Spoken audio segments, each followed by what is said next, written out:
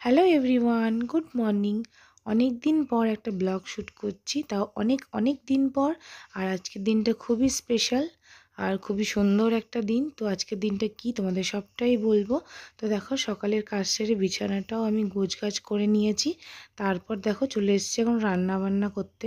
আগে রান্না বান্নাটা সেরে নিচ্ছি, তারপর আরও সব থেকে বড় কাজটা আমার বাকি আছে।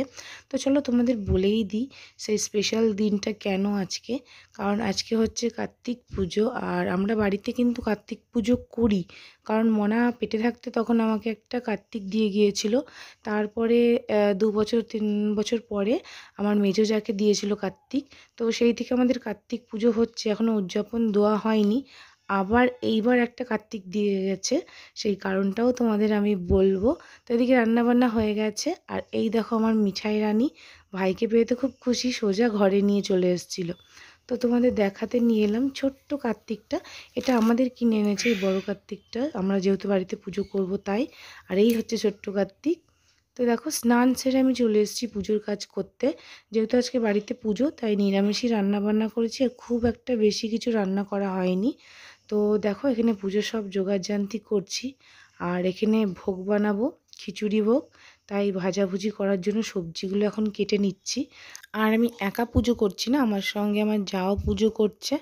ওর মেয়ে আছে ছোট্ট পাড়া, তাকে খাইয়ে স্নান করিয়ে তারপর ও স্নান করে আসবে পুজোর কাজে। আর এদিকে দেখো আমি গুড় চাপিয়ে দিয়েছি, আর পূজা চলে এসছে, মানে আমার মেজো যা ও এসে দেখো আমি গুড়টা ঢেলে দিলাম, আর ও খইগুলো পাক দিয়ে নিল। নাড়ুও আমাদের হয়ে গেছে, শুধুমাত্র নারকেল নাড়ুটা ভিডিওটা করা হয়নি, তাই তোমাদের সঙ্গে শেয়ার করতে পারলাম না। এটা হচ্ছে খিচুড়ি ভোগ, গোবিন্দভোগ চালের করা হয়েছে ভোগটা, আর সুজিও হয়ে গেছে। এদিকে ভোগগুলো দেখো গামলায় গামলায় ঢেলে নেওয়া হয়েছে। আর এখানে এখন সুজিটা ঢেলে নিলাম যাতে ঠান্ডা হয়ে সেট হয়ে যায় জিনিসটা।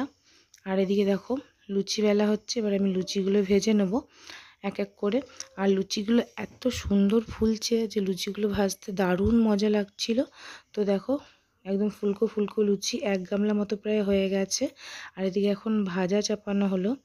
তো পূজা বলল যে দিদি ভাজাটা আমি করে নিচ্ছি, যেহেতু আমার কোমরে খুবই ব্যথা করছিল সে কারণে।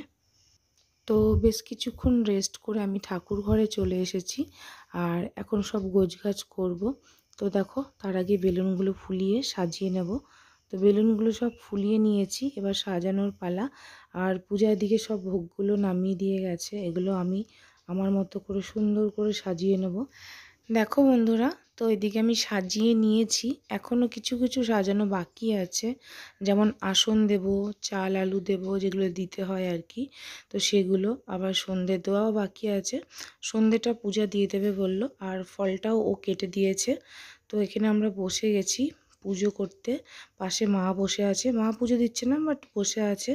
আর এদিকে আছে পূজা। তো তোমাদের যে গুড নিউজটা দেবো সেটা বলেই দিই।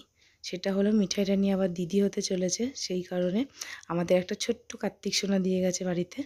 আর পুজো শুরু হয়ে গেছে, ব্রাহ্মণ চলে এসছে। ওম ব্রহ্মণ্যে নমঃ, ওম অনন্তায় নমঃ, ওম কাং কার্তিকে নমঃ, ওম চিত্রপালায় নমঃ, ওম ফট। তো আরতি করে পুজো শেষ করা হলো। তো চলো এবার দুয়োরটা একটু লাগিয়ে দেবো, ভগবান কিছুক্ষণ প্রসাদ গ্রহণ করবে, তারপর গিয়ে আবার খুলে সবার জন্য প্রসাদ দেবো। আর এদিকে দেখো, সন্ধ্যাবেলা ঈশিতা দিদির পেছনে ছুটতে গিয়ে পড়ে গেছে, অনেকটাই ছুলে গেছে। তো ঘুমিয়েছিল, এইমাত্র উঠলো, তাই খ্যান খ্যান করছে। তো দেখো কিছুক্ষণ পর দরজাটা আমি খুলে নিচ্ছি, এবার প্রসাদ দেব সবাইকে। তো প্রথমে চাল মাখাটা আমি মেখে নিচ্ছি, আর অন্যদিকে পূজা পাতাগুলো বেড়ে ফল লুচি এগুলো সব সাজাচ্ছে। তো এখানে আমার চাল মাখা হয়ে গেছে, আর এদিকে এবার আমি চাল মাখাগুলো দিয়ে দেবো। আর বাকি প্রসাদগুলো দেখতে পাচ্ছ কিছু কিছু দেওয়া হয়েছে, এখনও কিছু কিছু বাকি আছে, যেমন মা দিয়ে দিচ্ছে খই, আবার লুচি, এদিকে রয়েছে খিচুড়ি ভোগ। তো সব মিলিয়ে সুন্দর করে পাতাগুলো সাজিয়ে দেওয়া হচ্ছে। কিছু কিছু করে এরকম করে সাজাচ্ছি, সবাই আসছে প্রসাদ নিচ্ছে, আবার কিছু কিছু ঠিক এইভাবে সাজিয়ে দিচ্ছি। তো দেখো, প্রসাদ নিতে এসছে এখানে কাকিমারা। আর ব্লগটা বেশি বড় করছি না, তোমাদের কেমন লাগলো জানিও। আমাদের পুজো কিন্তু খুব তাড়াতাড়ি হয়ে গেছে, 6:30টার মধ্যে।